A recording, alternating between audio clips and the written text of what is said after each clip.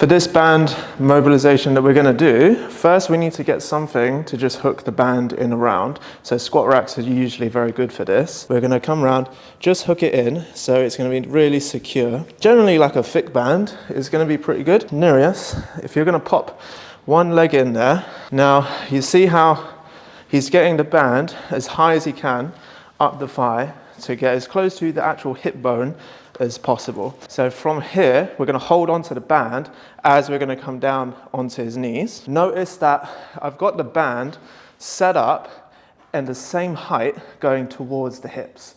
Okay, so it's not, the band's not pulling him upwards, it's not pulling him downwards, okay? So with the resting leg, we're going to straighten that back over here.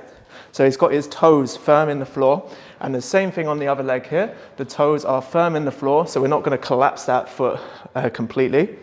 And then from here, we see that the hip bone is directly in line with the knee as well. So I typically recommend to take a wide stance with the hand, so not your typical push-up stance.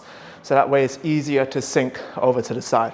So from here, Nereus is just going to shift his hip down towards the floor. He can adjust his hand positioning to get him a bit more comfortable to sink into the stretch.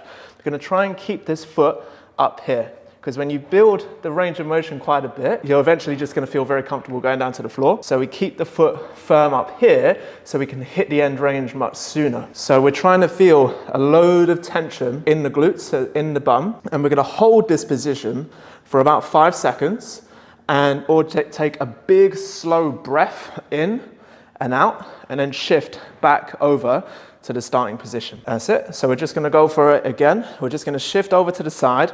Notice how we're not going in for a massive round or tilting the back at all. We're just trying to relax the hip going down to the floor until we get that tension, and then we're going to come back up from there. So that's the first hip mobilization.